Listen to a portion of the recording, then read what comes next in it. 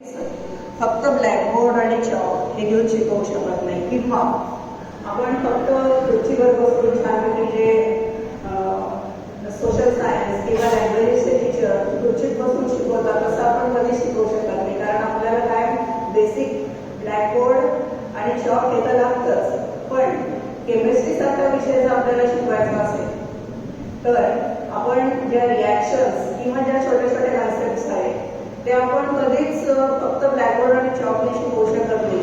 आणि जरी ते शिकवलं तरी ते मुलांना तेवढ्या पुरतं लक्षात राहतं. घरी गेल्यावरती काय रिॲक्शन्स किंवा ते जे इफेक्ट्स असतील, काही बदल असतील, ज्या छोट्या छोट्या ॲक्टिव्हिटी असतील ते मुलं लक्षात ठेवू शकत नाही. तर अशा वेळेला मुलांनी सगळं व्यवस्थित लक्षात ठेवावं यासाठी आपण ॲक्टिव्हिटी बेस्ड लर्निंग ही कन्सेप्ट सुरू केलेली आपल्या सगळ्यांना माहिती आहे. आणि आपल्या टेक्स्टबुकमध्ये सुद्धा जवळजवळ 70% ॲक्टिव्हिटीज आहेत. आणि याच ॲक्टिव्हिटीज आपण मुलांना करून दाखवल्या तर त्यांच्या ते नुसतं लक्षातच नाही राहणार, तर ते कधीच विसरू शकणार नाही. त्या कन्सेप्ट इतक्या पक्क्या लक्षात राहतात की ते मुलं त्या नुसत्या कन्सेप्टचं नाव जरी काढलं तरी त्यांना कायम स्वरूपी ते लक्षात राहील.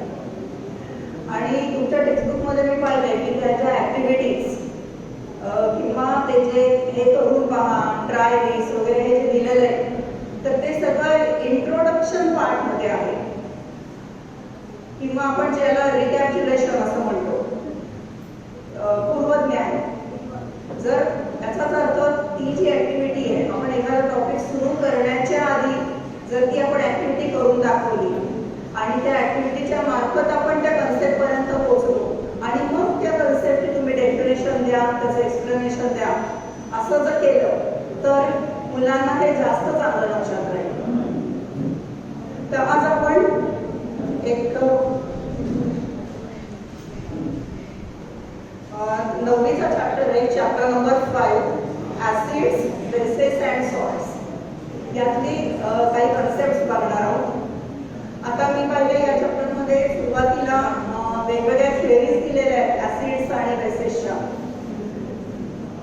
वेगवेगळ्या थेअरीज दिल्या आहेत. त्याच्यानंतर concept of acid and base, acid कशाला म्हणतात, बेस कशाला म्हणतात. त्यानंतर types of acids and bases, whether they are strong, weak, आणि आपण ते कसं ठरवतो हे सगळं डिस्कस केलेलं आहे.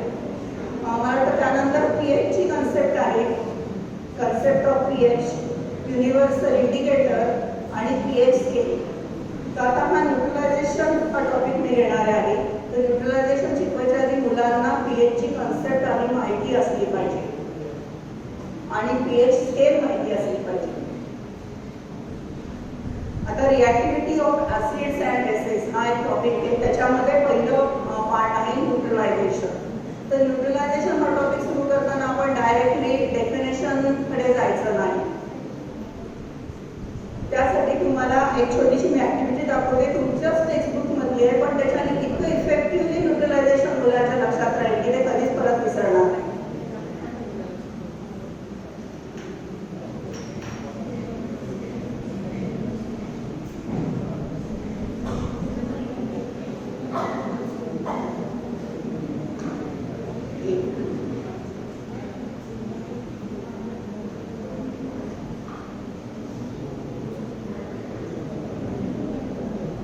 हे बघा, त्याच्यासाठी आपल्याला काय बनणार आहे, HCl, डायल्यूट HCl आणि dilute NaOH.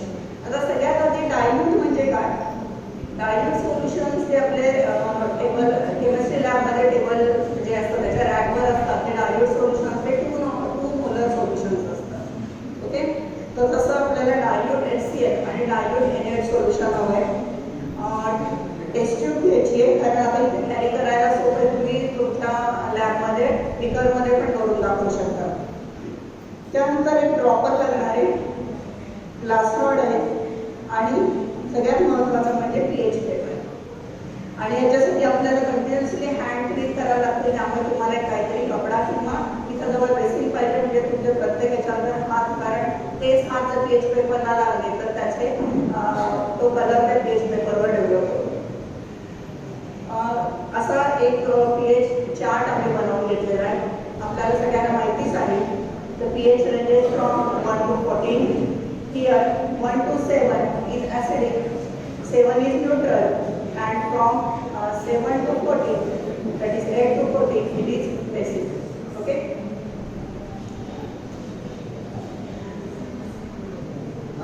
Dilute HCl solution जे आहे ते टेस्ट ट्यूब मध्ये घ्यायचे.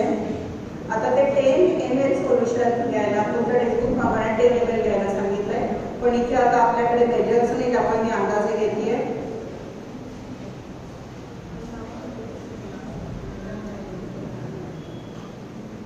Every time you have to clean your hand.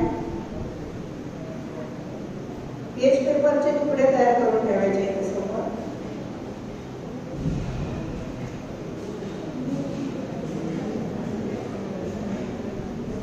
सगळ्यात सुरुवातीला मुलांना दाखवायचं की आपण HCl सोल्युशन घेतलंय, त्याच्यामध्ये ग्लास रॉड डिप करायचा आणि त्या ग्लास रॉडचा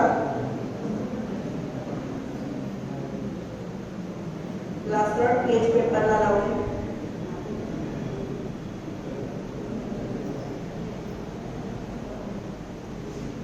मुलांना दाखवायचं की ही pH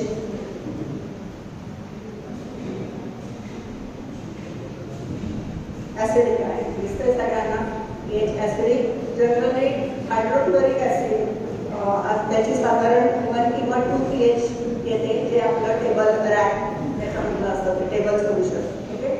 2 pH, that is it is acidic in nature. आता आपल्याला काय करायचंय, हळूहळू डायल्यूट NaOH सोल्युशन जे आपण घेतलेलं आहे ते ड्रॉपरनी थोडं थोडं या हायड्रोक्लोरिक ऍसिड मध्ये टाकायचं. 2-4 थेंब टाकायचे. You have to stir it well. Again, what you have to do, insert the glass rod, put it on the pH paper and show that the pH is still acidic, but its pH is slightly increased. साधारण बघा 3 किंवा 4 पर्यंत pH गेले. परत तेच करायचं आपल्याला. NaOH solution थोडं जास्त ऍड करूया.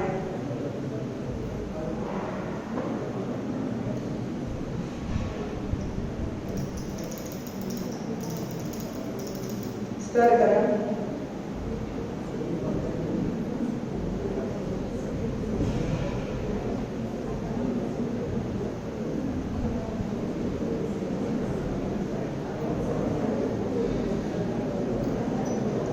It is still acidic.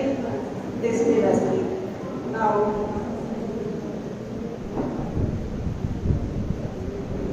add more NaOH.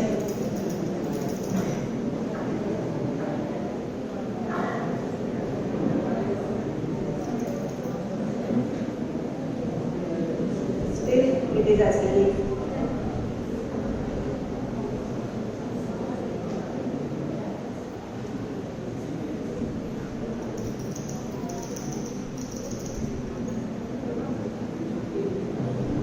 प्रत्येक वेळेला तुम्हाला मुलांना दाखवायचं की त्याचा जो कलर आहे तो फेड होत जातो.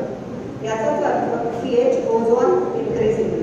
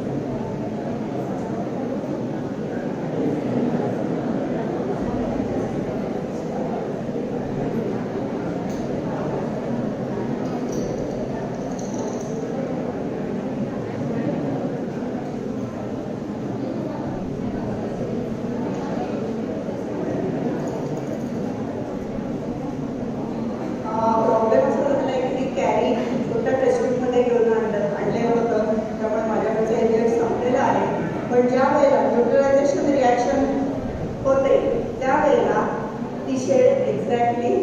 एक तर कलरलेस दिसेल. कलरलेस म्हणजे ही जी शेड आहे, पीएच पेपरची जी शेड आहे ती शेड येते, किंवा त्याच्यामध्ये दाखवली तशी स्लाइटली ग्रीन अशी शेड येते. आणि त्यावेळेला आपण मुलांना सांगायचं की it indicates that the pH is neutral. pH is equal to 7 means the solution is neutral, and hence this reaction is called as neutralization reaction. Okay, and then you explain what is neutralization reaction. Acids react with base to form salt and water. Whenever acid and base both are strong, the salt which is formed is a neutral. Salt which is formed is neutral and pH is 7. आता हे दाखवल्यानंतर त्याच्या मागची जी theory आहे ती theory आपल्याला explain करायला लागेल. आता इकडे लक्ष द्या, ज्या वेळेला आपण HCl घेतो, HCl is a strong acid, बरोबर. It ionises as H+ and Cl-. इट completely ionizes at H+ and Cl-. Therefore, initially only H+ ions are present in the solution, and therefore it shows pH very low, that is 1 or 2. Okay.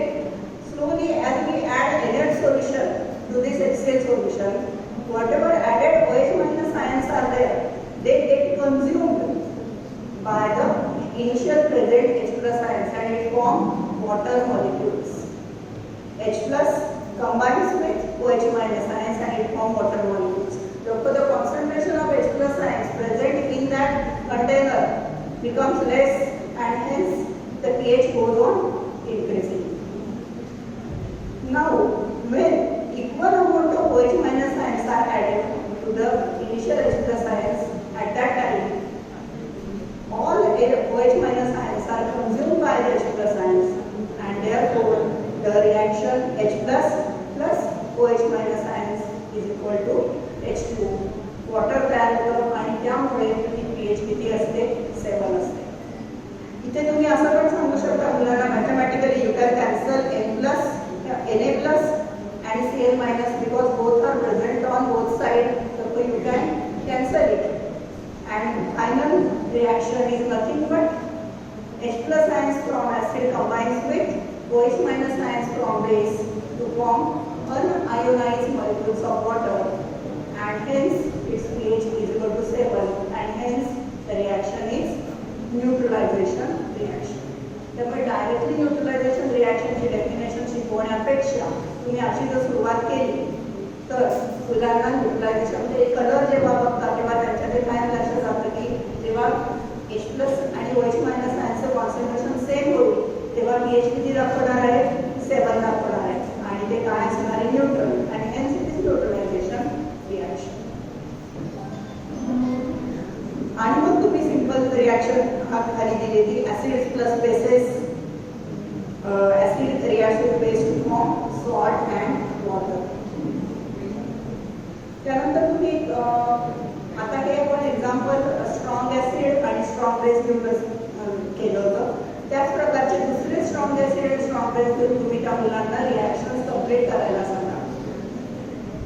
Nitric acid आणि तिथं त्या cylinder plan आहे तिथं त्यांना त्या plan fill करायला सांगा, म्हणजे त्या मुलांना ते अजून दुसरी ऍक्टिव्हिटी होईल आणि तो विषय नीट चांगला असतो. त्याच्यानंतर दुसरा पॉइंट आहे तुमच्या टेक्स्टबुक मधला, reactions of acids with metals. You know that acids react with metals, but the reaction depends upon 2-3 factors. The first factor is strength and concentration of acid. First, you should explain them what is strength and what is concentration. Difference between strength and concentration. Now, what is strength? It is the strength is up to which extent the acid or base dissociates is called as the strength. And depending upon this, we classify acids and bases as strong and weak. All inorganic acids are strong acids, and mostly the organic acids are weak acids because they ionizes to very less extent. Okay. Therefore, this is the strength. And what is concentration of acid?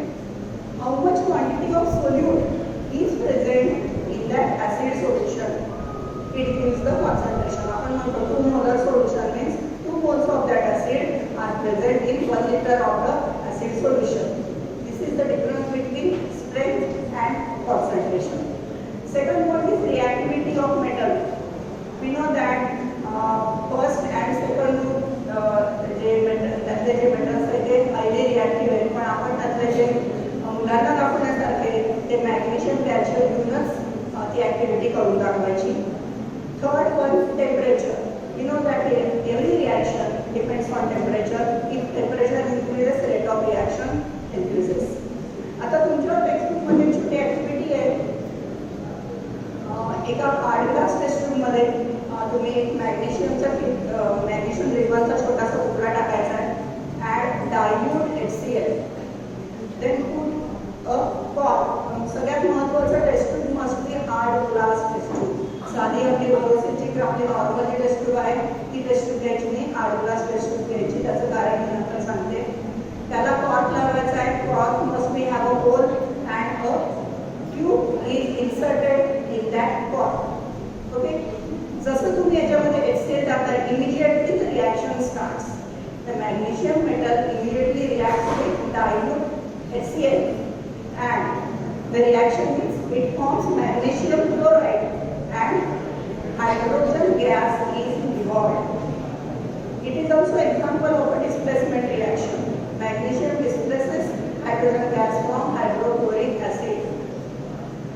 आता या ठिकाणी काय आहे की अशी एक taste आहे की तुम्ही पेटलेली मेणबत्ती घेऊन त्या जी आउटलेट आहे त्या कॉर्नमध्ये त्याच्याजवळ तुम्ही जर पेटलेली मेणबत्ती झाली तर in the hydrogen gas is evolving, it burns vigorously and sometimes it leads to explosion. त्यामुळे ही टेस्ट जर करून दाखवायची असेल तर ती खूप केअरफुली करून दाखवायला लागते. एक तर तुम्ही मेणबत्तीचा प्रयोग दाखवूच नका, कारण एवढी रिॲक्शन दाखवली तरी इतकी सुंदर समजते. कारण मुलांना रिॲक्शन होते म्हणजे काय, त्याचे मॅग्नेशियम मेटल जेव्हा हायड्रोक्लोरिक ऍसिडशी रिॲक्ट होतं इतकं विगरसली रिॲक्ट होतं की तेव्हा मुलांना ऍक्च्युली कळेल की रिॲक्शन म्हणजे काय. आपण जे बोर्डवर लिहून देतो मॅग्नेशियम प्लस डायल्यूट HCl, तिथून त्यांना काही कळत नाही, ते फक्त ती रिॲक्शन नोटबुकमध्ये लिहून घेतात. पण जेव्हाही तुम्ही दाखवाल तेव्हा छान समजेल की व्हॉट इज रिॲक्शन. आणि जर तुम्हाला जमलं तर ती मेणबत्ती तुम्ही फार जवळ नाही, थोडीशी त्या ट्यूबच्या जवळ नाही तर तुमच्या लक्षात येईल की हायड्रोजन गॅस इज इव्हॉल्विंग आणि ती जी फ्लेम असते ती थोडीशी बर्न होते. फक्त मगाशी मी सांगितलं हार्ड ग्लास टेस्ट ट्यूब का वापरायची, तर तुम्ही जी साधी टेस्ट ट्यूब घेतली इट लीड्स टू एक्सप्लोजन. तो गॅस बर्न होतो, इट्स इन्फ्लेमेबल, बर्न होतो आणि ते कॉर्क तर उडेलच पण टेस्ट ट्यूब पण फुटेल आणि सगळीकडे काचा होईल. त्यामुळे हार्ड ग्लास टेस्ट ट्यूब घेऊन केअरफुली ही टेस्ट दाखवायची मुलांना. पण या टेस्टमध्ये मुलांना ही रिॲक्शन एकदम छान समजेल. And then you explain with taking example of zinc. Zinc also reacts with dilute HCl or H2SO4 to form zinc chloride and hydrogen gas. Zinc sulfate, zinc chloride and hydrogen gas is evolved in this reaction. Third point आहे reactions of acids with oxides of metals. आता या ठिकाणी आपण काय करतो, generally मुलांना सांगतो की all oxides of metals are basic in nature and the oxides of non-metals they are acidic in nature.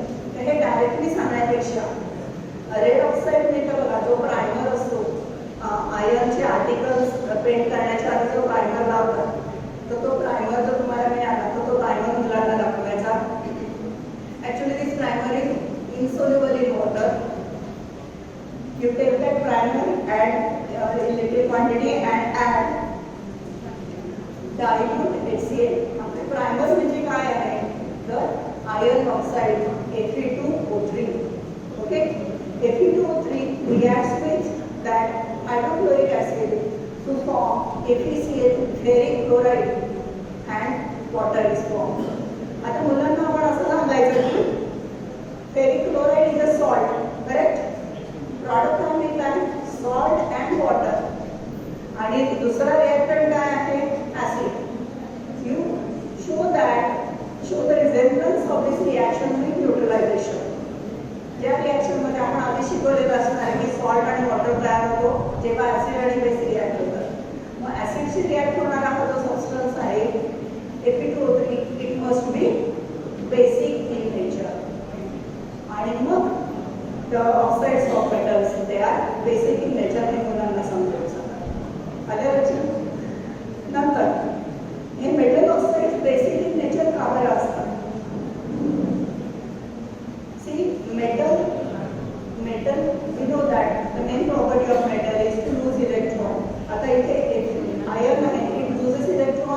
from its cation Fe3 plus. At the same time, oxygen gains these electrons and a ionic bond is formed in between them.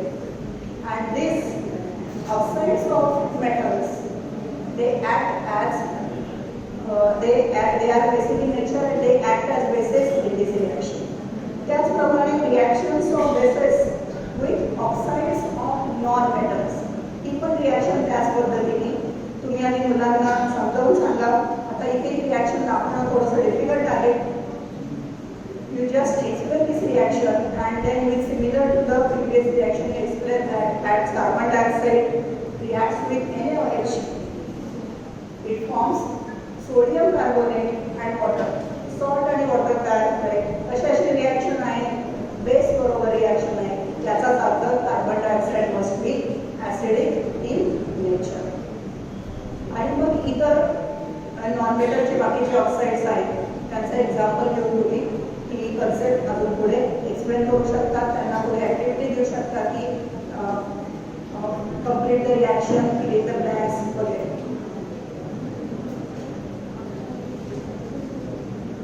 त्याच्यानंतर reactions of acids with carbonates and bicarbonates of water. सगळ्यांना ही reaction खूप जास्त जिव्हाळ्याची, कारण की बऱ्याचदा शाळांमध्ये दाखवली जाते आणि ही रिॲक्शन नेहमी सक्सेसफुलच होते. तर त्याच्यात पण डायरेक्टली ही रिॲक्शन टेक्स्टबुकप्रमाणे शिकवण्यापेक्षा तुम्ही बेकिंग सोडा आणा आणि लिंबू आणा आणि मुलांना करायला लावा.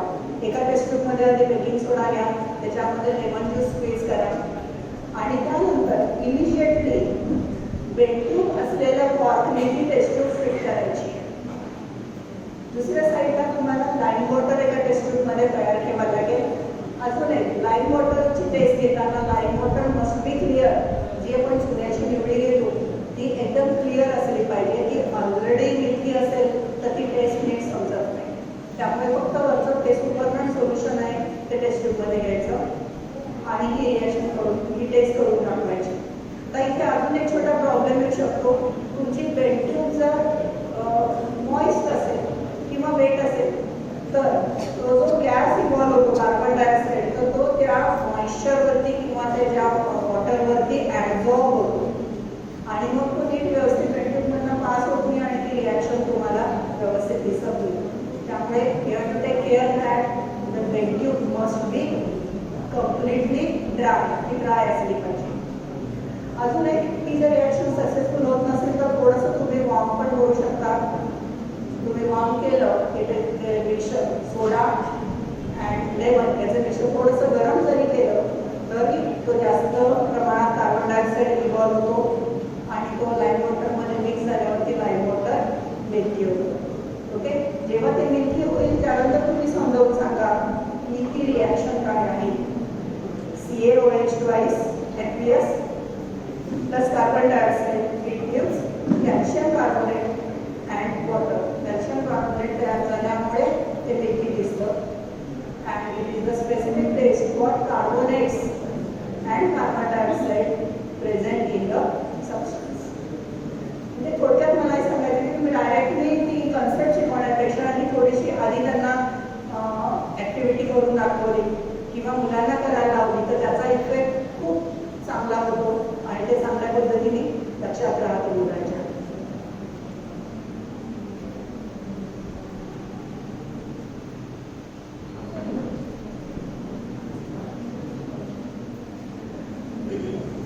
त्याच्यातील सॉल्ट्स. आता मुलांनाच आपण सॉल्ट म्हटलं तर त्यांना फक्त एकच सॉल्ट माहिती असतो, टेबल सॉल्ट, सोडियम क्लोराईड. तर आपल्याला त्यांना असं शिकवायचं आहे की there are different types of salts. तर त्यावेळेला सॉल्ट्स असे असतात आणि त्याचे असे टाईप्स आहेत अशी टीचिंगची सुरुवात करण्यापेक्षा तुम्ही जर 3 सॅम्पल घेतले सॉल्ट्सचे.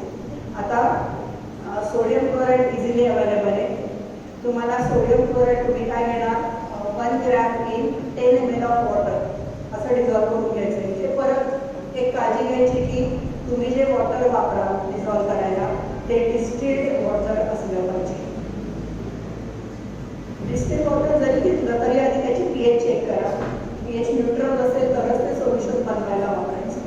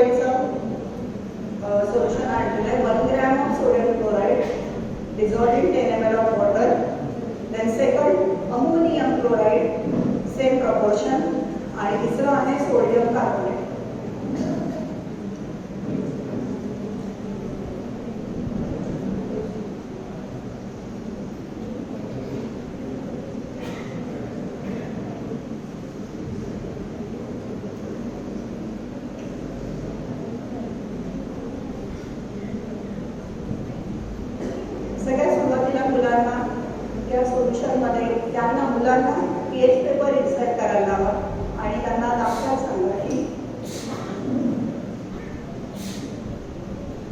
when sodium chloride is dissolved in water, the pH is 7. pH is 7 and the solution is neutral. Then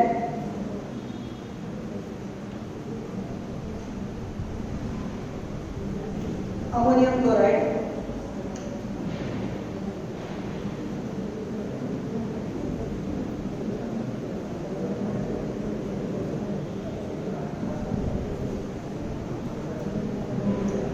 Ammonium chloride.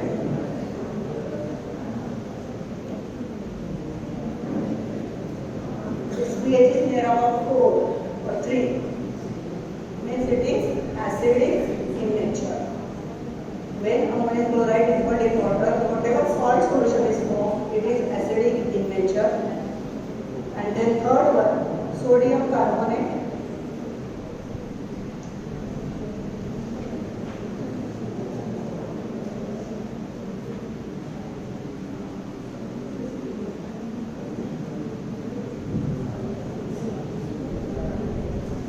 Sodium carbonate. Its pH is near about 12 or 13. It is highly basic in nature. मग त्यांना विचारायचं की असं का बरं होतं? Why such thing happen? आपल्याला तर माहिती की ऑल सॉल्ट्स आर न्यूट्रल. मुलं तर सुरुवातीला हेच त्यांना माहिती की सगळे सॉल्ट्स न्यूट्रल असतात. मग त्यांची पीएच का बरं वेगळे असते? Then you explain that. आता example sodium chloride. Sodium chloride आपण त्यांना न्यूट्रलायझेशन मध्ये शिकवलेलं असेल की how sodium chloride is form from strong acid HCl and strong base NaOH. It reacts to form NaCl and water. And then you explain the ionization of the reaction. After ionization, what happens? To show on blackboard, you can explain this that common ions are present on both sides, Na plus and Cl minus. After cancelling the common ions, finally what we get? H plus plus OH minus gives H2.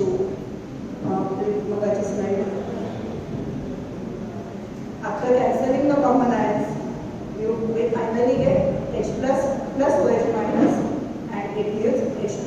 But this is possible only when the acid is strong and base is also strong.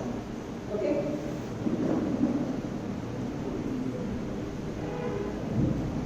Now ammonium chloride. Actually याच्यासाठी मला थोडा blackboard हवा होता. Ammonium chloride NH4Cl reacts. How it is formed? It is formed from HCl strong acid and which base is required? NH4OH. Now NH4OH is a weak base. HCl is a strong acid. It ionizes completely to give H plus and Cl minus. But NH4OH, it being a weak base, it ionizes to less extent and therefore less number of OH minus ions are present in the solution. जे आपण solution बनवलं त्याच्यामध्ये less number of OH minus ions असतात. And therefore, whatever OH minus ions are there, they are consumed by H plus ions. And the remaining H plus ions, whatever present, it gives acidic pH to the solution. समजते सगळ्यांना आपण मगाशी पाहिलं होतं की आपण जेव्हा NaOH ऍड करतो तेव्हा ते OH minus ions H plus consume करतात. तसंच इथे NH4OH चे जे कमी आयन्स आहेत OH minus ions ते OH minus ions H plus ions consume करतात आणि HCl स्ट्रॉंग ऍसिड आहे त्यामुळे त्याचे H plus ions ऑब्वियसली जास्त आहेत. त्यामुळे solution finally remains as acidic and therefore the salt solution is acidic in nature. pH is less than 7. And therefore, the first type is neutral type of salt. आपण सॉल्टचे type होतं पहिलं neutral झालं, दुसरं acidic आहे आणि third one basic. आता sodium carbonate हा salt कशापासून बनलेला असणार आहे? Strong base NaOH and which acid? Carbonic acid H2CO3, which is a weak acid. Therefore, here NaOH being a strong base ionizes completely Na plus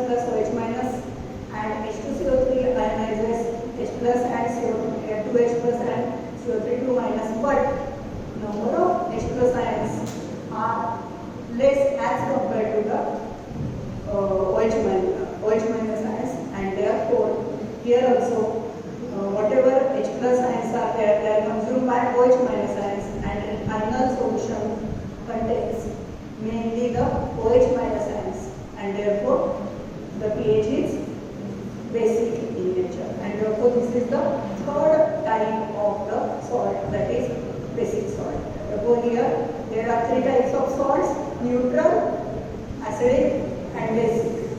आता त्याच्या related तुम्ही खूप एक्झाम्पल, सॉल्टचे एक्झाम्पल मुलांना सांगू शकता. सोडियम क्लोराईडच्या बरोबर तुम्ही अजून दुसरं कुठलं सांगू शकता? KCl और K2SO4, जे सॉल्ट स्ट्रॉंग ऍसिड आणि स्ट्रॉंग बेस पासून बनलेले. नंतर ammonium chloride, it is a salt of strong acid weak base. दुसरं कॉम्बिनेशन करून तुम्ही दुसरे सॉल्ट सांगू शकता, जसं BaCl2, barium chloride, it is a salt of strong acid and weak base. BaOH2IC is the weak base. Sodium carbonate, it is a salt of strong base, weak acid. Sodium acetate is another example. Sodium acetate, which is obtained from weak base NaOH and acetic acid as a weak acid. तुम्ही असे बरेच example मुलांना देऊ शकतात आणि तुम्ही सॉल्टच्या टाईपची concept समजावून देऊ शकता.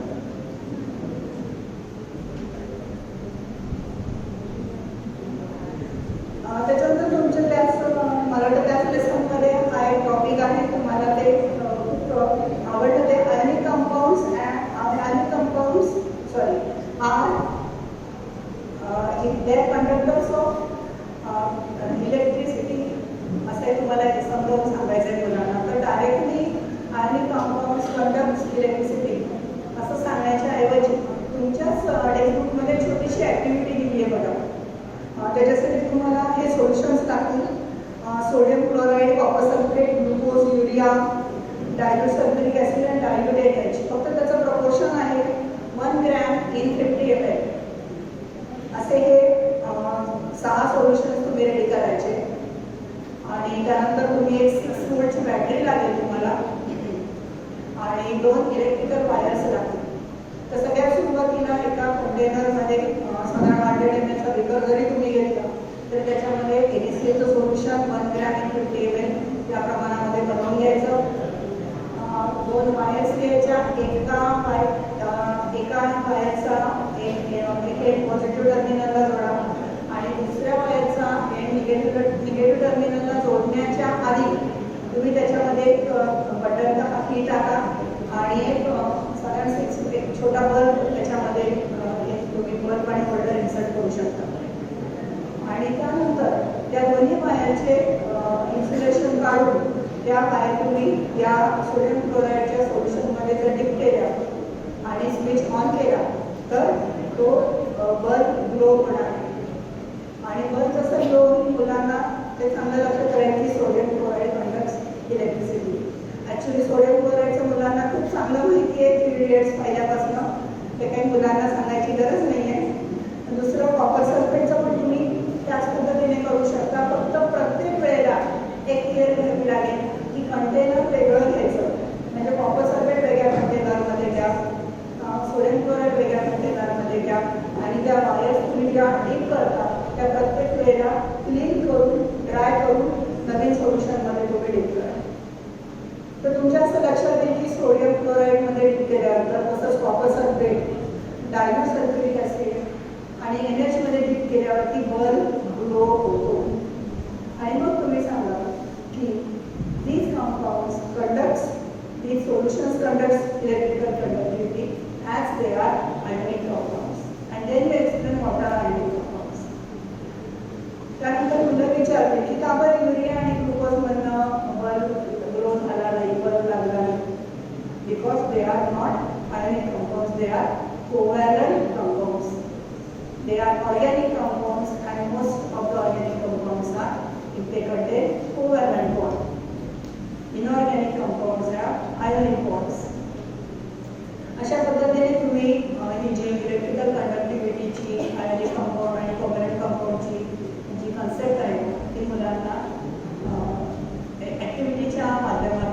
तुम्ही समजून घेऊ शकता. त्याच्यानंतर एक 7th स्टँडर्ड आहे.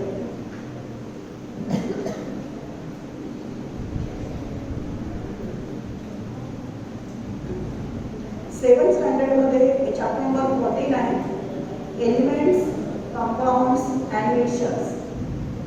तर याच्यामध्ये छान म्हणजे 4 प्रकार त्यांनी खूप छान पद्धतीने तुमच्या टेक्स्टबुकमध्ये एक्सप्लेन केले. फक्त ते काही ठराविक पॉईंट्स घेऊन जर तुम्ही समजवले त्यांना तर एकाच वेळेला 4 गोष्टीतून त्यांना समजतील. कंपाऊंड्स, मिक्सचर्स, अलॉयज आणि ॲडल्ट्रंट किंवा ॲडल्ट्रेशन असे 4 पॉईंट मला त्या टॉपिकमध्ये सापडले. तर हे 4ही जे कन्सेप्ट आहेत त्या तुम्ही त्यांना छान समजून घेऊ शकता. तर त्याच्यासाठी पॉईंट्स आहेत. Properties, which properties they have, bond, कुठला बॉन्ड असतो त्याच्यामध्ये, नंतर प्रपोर्शन्स आणि सेपरेशन मेथड. या 4 पॉईंटनी जर तुम्ही त्यांना समजावून सांगितलं तर ते चांगल्या पद्धतीने समजेल. तर आता कंपाऊंड शिकवताना आपण डायरेक्टली अशी डेफिनेशन मुलांना देतो की the substances which are form by chemical combination of 2 or more elements in a fix proportion. तर अशी टॉपिकची किंवा त्या याची कन्सेप्टची सुरुवात करण्यापेक्षा तुम्ही मगाशीच मी सांगितलं तसं मॅग्नेशियम रिबन जर तुम्ही पेरामध्ये होल्ड केले आणि बर्नर लावला आणि ती जर त्या बर्नरमध्ये होल्ड केली तर काय होईल, immediately this magnesium reacts with oxygen and it forms magnesium oxide. The reaction is twice Mg plus O2. It gives twice Mg open. मला वाटतं 7वीच्या मुलांना रिॲक्शन वगैरे नसेल, तुम्ही ॲक्टिव्हिटी जरी दाखवली तरी त्यांना ते लक्षात येईल की आपल्याला मग सांगायचं की मॅग्नेशियम हा काय आहे, एक एलिमेंट आहे, मेटल आहे. ऑक्सिजन काय आहे, तो एक एलिमेंट आहे. तर when 2 metals combine with each other they form a compound like magnesium oxide. Okay, असं जर सांगितलं आणि मग तुम्ही ती डेफिनेशन सांगितली तर त्या मुलाच्या छान लक्षात राहील. तसंच carbon dioxide. Carbon dioxide is a compound but it is form from carbon and oxygen. Water. तर वॉटरच्या बाबतीत आपल्याला सगळ्यांना माहिती आहे की water is form from hydrogen and oxygen but the properties of all the 3 are totally different. Hydrogen is a combustible, it itself burns. Oxygen helps the combustion, and when these two combine they form a compound. The compound which is from water is used for extinguishing the fire. Means the properties of hydrogen, oxygen and water are totally different. Therefore, whenever a compound is formed, the properties of original elements they are totally changed. And मग ते का change होतात ते सांगायचं because a chemical bond is formed whenever a compound is formed, and therefore these properties are totally changed. तर इथं मगाशी सांगितलं तसे पॉइंट्स म्हणजे properties of elements and the compound are totally different, correct? Then second point about bond, a chemical bond is formed whenever a compound is formed. Then proportion, water, carbon dioxide, they are formed by fixed proportion of their constituent elements. Water मध्ये H2O, the proportion by rate is 1:8. 1:8. We have to explain that the proportion of the constituent element is fixed. ते जर proportion बदललं तर वेगळाच compound तयार होणार आहे. proportion जर फिक्स असेल तर तोच कंपाऊंड तयार होईल. proportion जर बदललं तर एलिमेंट्स तर त्याचा कंपाऊंड वेगळा तयार होईल. तसं H2O, H2O2, कार्बन डायऑक्साईडचं पण त्यात असेच एक्झाम्पल देऊन तुम्ही वेगवेगळे हे टॉपिक एक्सप्लेन करू शकता. त्याच्यानंतर मिक्सचर, फोर्थ पॉइंट होता सेपरेशन. आता separation of elements, initial elements of a compound is very difficult and very drastic methods are used. Chemical and drastic methods are used to separate the elements from the compound. Okay. त्याच्यानंतर mixture, पुढचा point आहे mixture. आता mixture समजावून देताना परत एक छोटीशी activity आहे. मुलांना घरून सरबत, लिंबू सरबत बनवायचं साहित्य घेऊन यायला सांगा आणि काही मुलांना भेळ बनवायचं साहित्य घेऊन यायला. आणि मुलांच्या समोर तुम्ही पाण्यामध्ये लिंबू पिळा, मीठ घाला, साखर घाला आणि मुलांना आधी विचारा, तुम्हाला प्रत्येकाची टेस्ट माहिती आहे ना, लिंबाची टेस्ट माहिती, साखरेची माहिती, मिठाची माहिती. आणि वेन यू मिक्स इट, एखादा कुणाला तरी सरबत प्यायला लावा आणि त्याला विचारायचं की याच्यामध्ये तुला लिंबाची टेस्ट लागते का? लागते. साखरेची टेस्ट लागते का? लागते. मिठाची लागते का? ती पण लागते.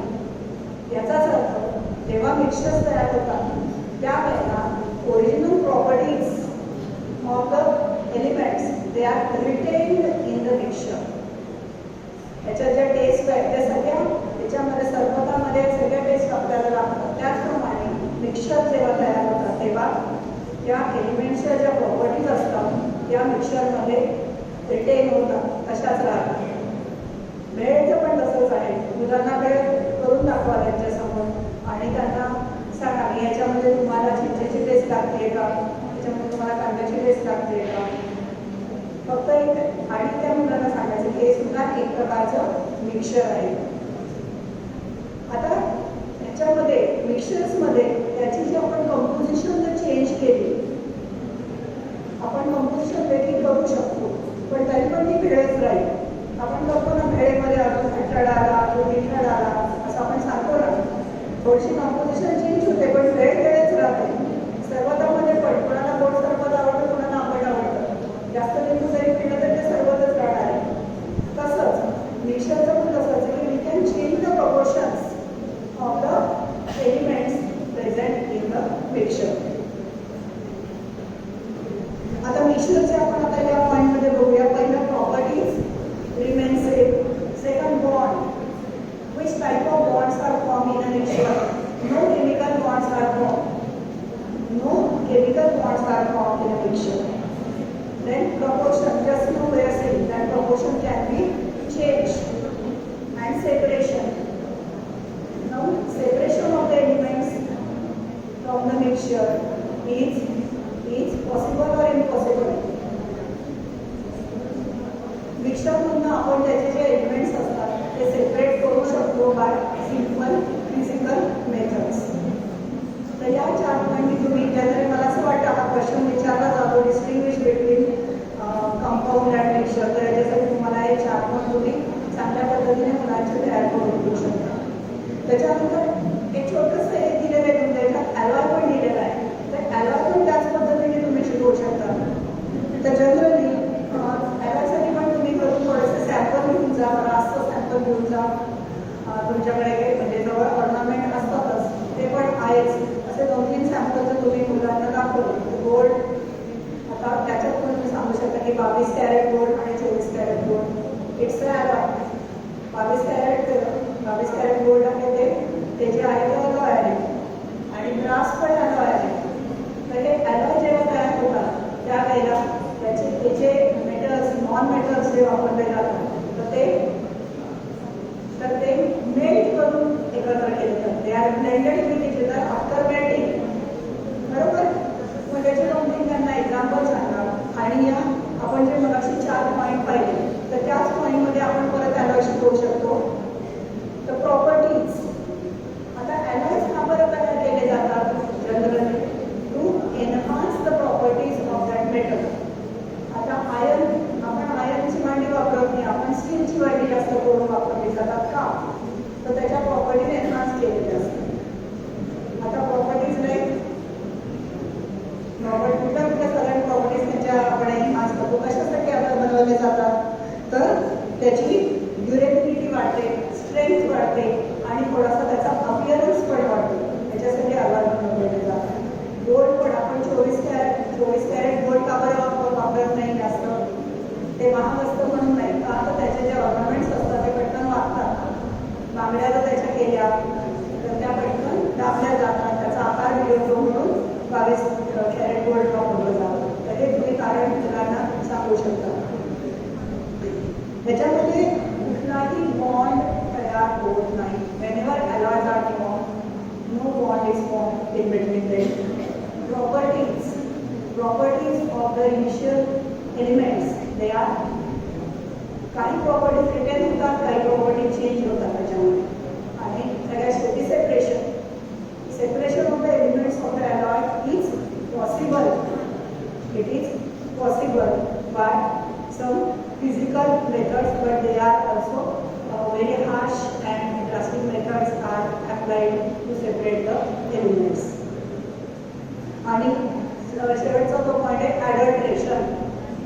आता कारण याच पठडीमध्ये बसणारा जो आहे म्हणून मी याच्याबरोबर घेते आणि त्यात तुमच्या टॉपिकमध्ये ॲडल्ट्रेशन केलेलं आहे. तर ॲडल्ट्रेशन काय, तर मुलांना थोडंसं गहू आणि त्याच्यामध्ये थोडे खडे वगैरे टाकलेले असं गहू घेऊन ते सॅम्पल दाखवा आणि मग सांगा की हे ॲडल्ट्रेशन. पण त्याचं एम काय आहे? Aim for the adulteration is to gain profit. Some unwanted substances are added in the original substance and thus the substance get adulterated. त्याच्यामध्ये फार काही दिलेलं नाही आहे तुमच्या सेवाच्या बुकमध्ये, त्यामुळे ॲडल्ट्रेशनची कन्सेप्ट तुम्ही सांगू शकता. आता जेव्हा ॲडल्टरेटेड सबस्टन्स असतो त्याच्यामध्ये प्रॉपर्टीज फारशा बदलत नाही. नंतर त्याच्यामध्ये कुठलाही बॉन्ड तयार होत नाही. No chemical and physical bond is form in adulteration. Then proportion is also not fixed. Proportion is also not fixed. And separation methods are simple. Physical methods are the separation methods. तर अशा पद्धतीने आपण बरेचसे topics आधी activity करून दाखवून मग जर तुम्ही समजावून दाखवले तर मुलांना चांगल्या पद्धतीने करतो. 9वी आणि 10वीच्या याच्यामध्ये पण आहे पिरियडिक टेबल शिकवताना ते जे पिरियड्स किंवा ग्रुप्स लक्षात ठेवण्यासाठी मला असं वाटतं की मागच्या वर्षीच्या लेक्चरमध्ये हे मी घेतलं होतं. तुम्हाला हवं असेल तर मी नंतर हे देईल की अशा पद्धतीने तुम्ही लक्षात ठेवू शकता. Elements from each period and each group. आपण थांबूया इथे. आयोजकांनी मला ते काही तुम्हाला काही सांगायची आणि प्रेझेंटेशन देण्याची संधी दिली त्याबद्दल मी याचे आभार.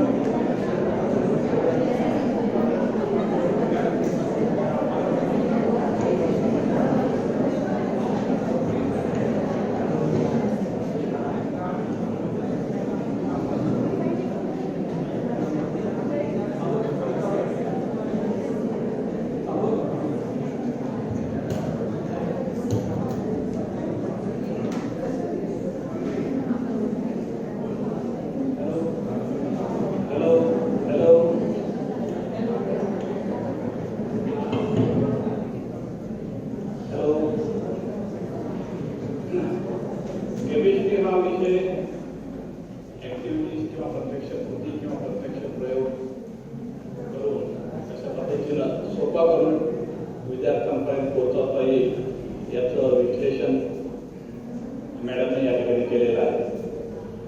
तर त्यांचे आम्हा सर्वांचे आभार. आणि याच्यानंतर काही सूचना आहेत. मी काय आपला फार वेळ घेणार नाही कारण याच्यानंतर आपल्याला एका सौदा प्रसंगाला तोंड द्यायचं आहे. जोशी सरांना काही सूचना आहेत ते सांगतील आणि त्याच्यानंतर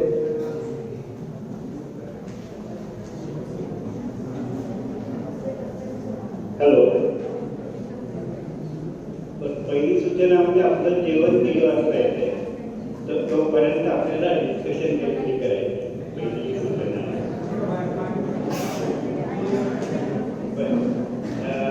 अपार्ट फ्रॉम दॅट ज्यांचे फोल्डर्स राहिलेले असतील तर इथे फोल्डर वाटण्याची सोय विद्यार्थी राहिलेले त्यांच्याकरता.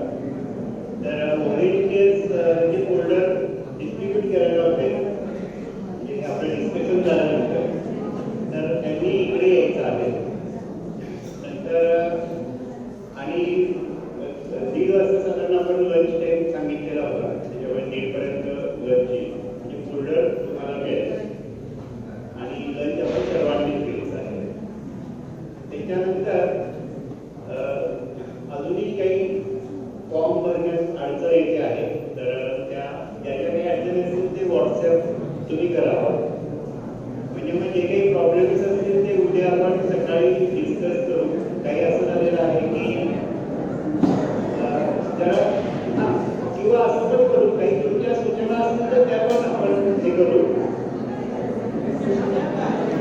तर रिसीट तुम्हाला ऑनलाईन काही ऑनलाईन रिसीट आपण पाठवलेले आहे आणि हो काही 81 काहीतरी ऑनलाईन रिसीट पाठवलेले आहे परवाच्या रजिस्ट्रेशन प्रमाणे. आणि त्याच्यानंतर ऑनलाईन रिसीट 154 झालेल्या आहेत. तर त्या तुम्हाला आज संध्याकाळी किंवा उद्या सकाळपर्यंत मिळतील. उद्या रविवारच आहे. सगळ्यांना फॉर्म भरला असेल तर 100% ऑटोमॅटिक आहे. रिसीट तुम्हाला रिसीट डायरेक्ट मिळतील. रिसीट आणि याचं सर्टिफिकेट तुम्हाला ऑनलाईन डायरेक्ट मिळेल. आणि अगदीच 1-2 जणांना काही प्रॉब्लेम असेल वगैरे तर ते आधी डिस्कस होईल सकाळी. म्हणजे मी मुद्दामून फोन करेन, तुम्ही मला मोबाईल व्हॉट्सॲपवर मेसेज टाका. म्हणजे ही सगळी प्रक्रिया झाल्यावर ते कसं ॲप असतं, म्हणजे एकाच वेळेस सगळ्या गोष्टी आपल्याला होऊ शकतात. परत त्या करता येणार नाही. त्याच्यामुळे तुमचे जे प्रॉब्लेम्स असतील ते व्हॉट्सॲपवर जर टाकले तर मला समजलं नाही तर मी तुम्हाला नक्की कम्युनिकेट करेन. अजून काही अडचणी असतील तर ते पण आपण आता डिस्कस करूया.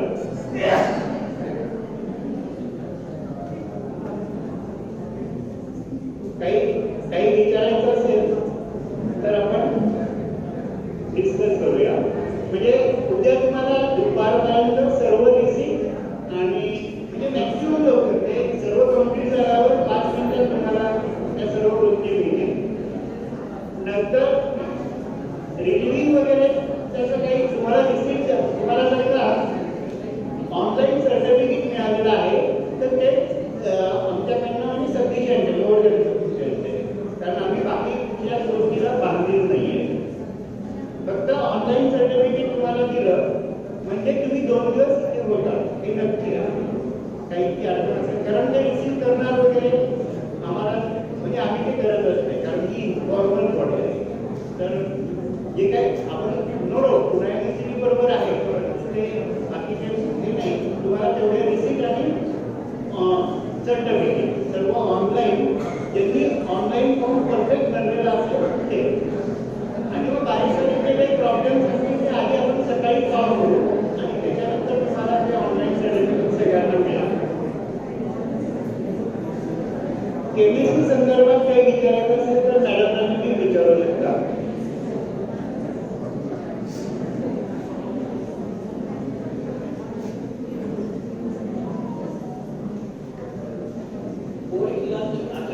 लेक्चर आहे आणि त्याच्यानंतर एक डिस्कशन सेशन आहे. त्याच्याबद्दल मी तुम्हाला थोडक्यात माहिती सांगतो. ॲक्च्युली आमचा उद्देश असा आहे की हा जो वर्कशॉप आपण घेतो तो इंटरॅक्टिव्ह पद्धतीनं घेतला गेला जास्त चांगला होईल.